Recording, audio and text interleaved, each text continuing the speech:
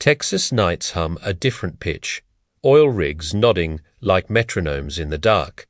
The Hunt family learned to count by barrels, not pennies. Their fortune rose with the wells. Their appetites rose with the fortune, and by the mid-70s, two brothers wanted something heavier than oil. Nelson Bunker Hunt, stoic, almost preacher quiet, distrustful of paper promises. William Herbert Hunt, practical, bulldozer calm. A builder who preferred certainty, they watched the dollar sever its gold chain in 1971. They watched prices crawl, then run, then sprint, and they heard money groan. Inflation ate grocery aisles and mortgage tables. Gas lines coiled around stations like snakes in winter. Politicians spoke of confidence. Central bankers spoke of discipline. The Hunts spoke of metal, weight, custody, the comfort of things you can lift. Gold felt crowded. Gold felt obvious. Gold felt political. Silver was the overlooked cousin, industrial, monetary, historically honest. You could hold it, stack it, ship it to vaults in Switzerland, and the world still needed it for film, for circuits, for expectations. They started simply, quiet buys in London and Zurich. Bagoff coin, bars stamped with refiner marks, warehouse receipts that meant your name matched a shelf, wealth that felt like gravity, wealth that whispered you are safe. Bunker preached what he bought.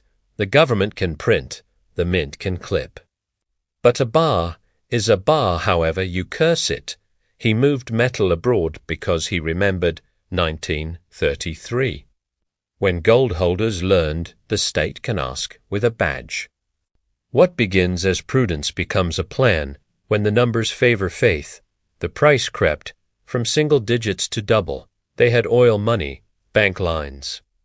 Brokers who loved big clients, and silver had a futures market that added oxygen to any spark. Futures are a promise to buy later with a small deposit now. You scale your conviction with leverage. You roll contracts forward as months expire. You keep adding if the tape agrees with your reflection. The brothers built a scaffold into halves, physical metal locked in walls. A mountain no rumor could move, futures layered on top, a sail that caught every bullet gust, if Preis rose, the fortune rose, if Preis fell, the marge clerk called. They were not alone. A small circle of Middle Eastern investors joined the thesis. Capital met capital with a common language. Inflation is theft. Banks extended lines because collateral gleamed and charts agreed. Dealers fed inventory because the spread fed them back. By 1978, the market could feel the hand. Beneath the price, coin shops emptied. Jewelers paid more for scrap than for sentiment. Miners smiled, but geology is slow. Supply lags when demand sprints. The curve bent upward, backwardation winked, and storage felt like profit. In 1979, everything that mattered moved at once. Oil surged after revolution. Interest rates saw a new ceiling. The dollar wobbled.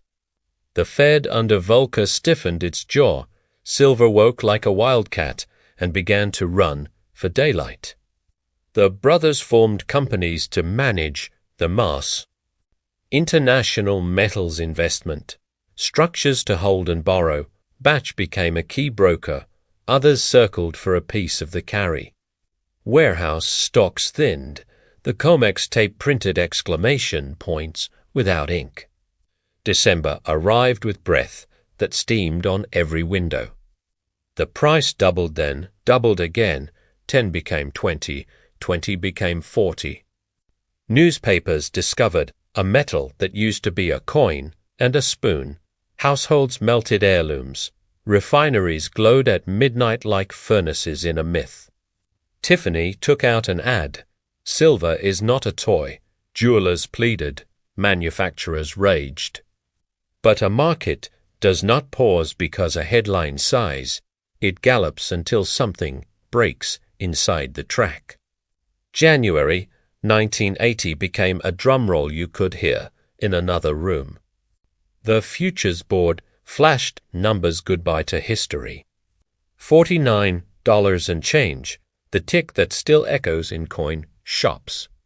And the brothers looked rich enough to buy gravity with a check.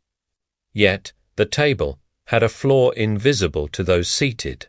Their wealth was a tower of collateral resting on loans. Some secured with metal that could not be quickly sold. Some secured with futures that could be quickly called. Exchanges watch for behavior that changes the weather. The COMEX and the Board of Trade tightened, rules with dry language. Margins rose. The phrase liquidation only entered the room like a bailiff. No new longs. Reduce exposure. Balance the boat before it tips. A market corner needs to gifts at once the ability to buy without waking the village. The ability to hold without needing the village's credit. The Hunts had the first, not the second. And January showed the bill. The Fed had its own campaign. Rates climbed a spiral staircase. Credit tightened. Dealers needed cash while prices swung a bat. Brokers needed clients to post more margin or post new prayers. And the Hunts were now the largest clients in a room that shrank each hour. When you own too much of a thing that trades, liquidity is a party that leaves when you arrive. Sell a little and price falls. Sell a lot and bids become ghosts. Borrow more and the lender studies your shoes, not your words. February pretended to be normal while the clock carved its initials. The roll to new months demanded fresh cash. The waltz remained heavy. Banks grew nervous about lines pinned to a single bet, and rumors crossed oceans faster than bars in pallets. March 27, 1980, earned a name whispered like a warning: Silver Thursday. A day that started with ringing phones and tightened throats. The price fell like a floor that suddenly became a hole. From the 40s to the teens, a cascade that rewrote brochures. Margin calls arrived like hailstones. No use counting. Batch phoned.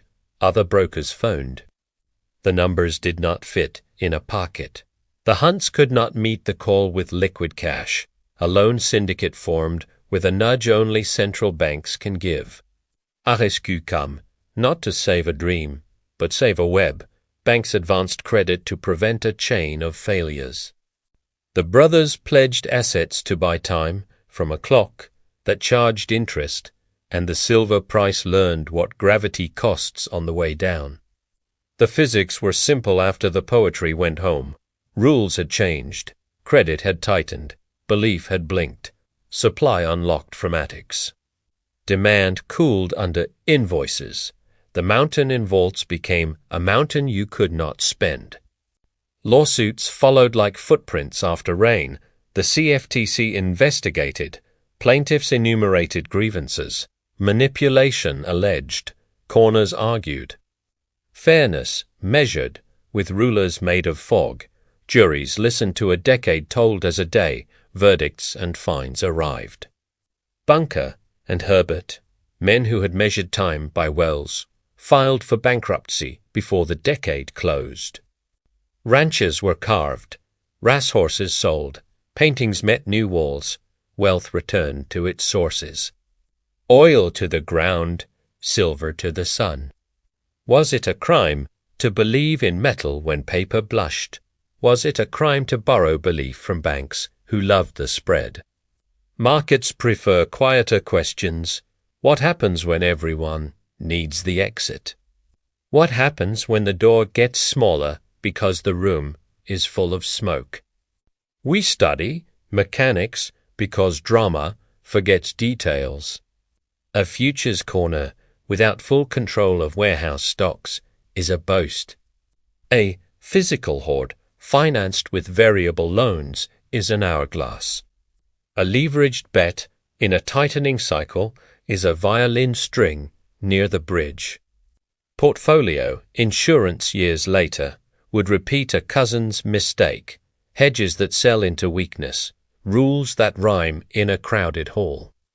Liquidity that exists until it is needed by everyone, the Hunts met that principle first, with pallets instead of code. The squeeze had victims we rarely list. Small fabricators who watched invoices break their schedules, families who sold heirlooms to keep rent honest, miners who learned booms can bust while the headframe still shines. It also had winners we rarely applaud. Scrap dealers who turned kitchen drawers into lines of profit, refiners who worked triple shifts, logistics crews who learned new routes. Markets pay those who move fast when the tape is still confusing. The exchanges earned a lesson in discretion and thresholds. Margins are not merely math, they are governors in an engine. Liquidation only is a red button no one wants to press. But sometimes the building needs a breaker, not a sermon. Regulators mapped new warning lights on their dashboards. Concentration reports grew teeth, delivery limits found daylight. Position reporting made corners harder to hide behind paperwork, and the romance of empire, building by pallet, met a colder calendar.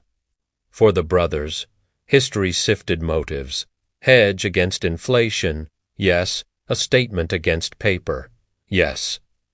A plan to force a market to kneel, perhaps. Or perhaps a plan that grown too large to steer. We cannot pry open a man's certainty with a second-hand key. For the rest of us, the squeeze still explains a headline whenever you see a chart rise like a curtain in a gust.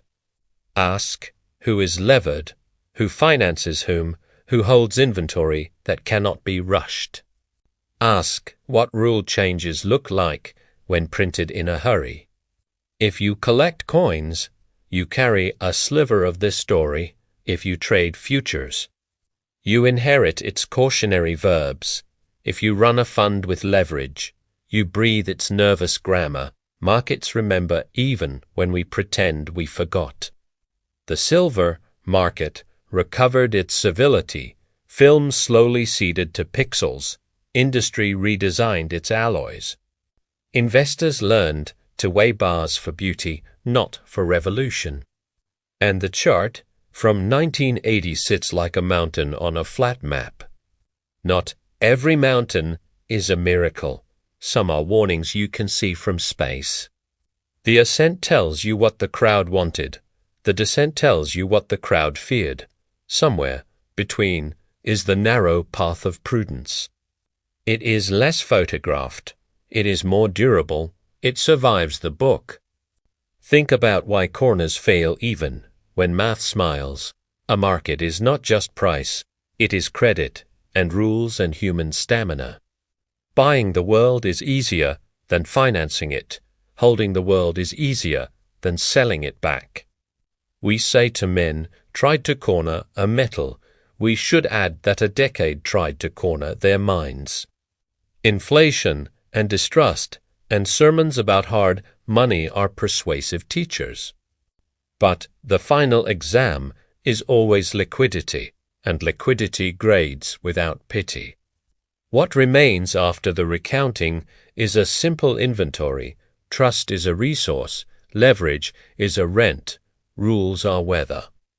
If you need them all to favor you at once, you built a fable, not a fortress. If one fails, the others will test the bolts you thought were welded. There is a quiet scene that lingers more than the headlines. A vault door swings, pallets extend to a dim horizon. Barru Pombard, each one perfect, each one indifferent. Value is not the same as price. Price is not the same as freedom. We are drawn to the myth of the last honest metal, but honesty cannot redeem arithmetic. If the funding is fragile, the truth of silver cannot save it. If the rules change mid-race, the truth of intent cannot slow the turn. Every generation tries a version of this story. Nickel on an exchange, meme stocks on a phone, a currency with a mascot and a promise. The names change. The lesson repaints the same wall. Crowds are strongest right before they remember the exit sign. The hunts left a caution painted in light that does not fade. Markets reward conviction until conviction needs a cashier. Markets reward scale until scale needs a favor, and markets reward speed until speed becomes force.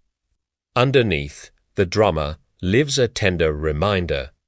Protect the money that feeds your children with rules you can execute in bad weather. Use leverage like a match in a cabin. Carefully, briefly, deliberately, and respect any market that can change your biography over a weekend. Bunker Hunt once said $1 billion isn't what it used to be. History answered, neither is certainty when confidence prices it. Metal can anchor a harbor. Metal can also sink a boat. The captain is leverage. The tide is credit. The storm is policy. Silver still shines on wedding tables and in old boxes. It still carries the cold beauty of a thing that does not lie about its mass. But we now know a truth heavier than any bar. No one can corner a market when the market includes the rules. Walk past a coin shop and listen to the stories told in soft voices. Each bar was once a plan, each coin a hope, each receipt a promise. We keep the best of these because they outlast our worst ideas, and we study the worst because they keep our best ideas honest. Two men tried to corner a metal and met the shape of the system. Their hands were strong. The system was stronger. You can lean on markets. You cannot force them to hold you forever. History calls that arrogance. The rest of us call it a tuition bill. If you want real, litid bictis, a chart can learn feel like entity. But a margin clerk with a new rule can still end your Thursday. Plan for that clerk, and you will never fear the mountain. This is not a story about villains and saints. It is a story about scale and speed, about promises and posture, a story about how a metal learned to be a mirror, and what a mirror does when we stand too close. If this story gave you a new way to see history, subscribe.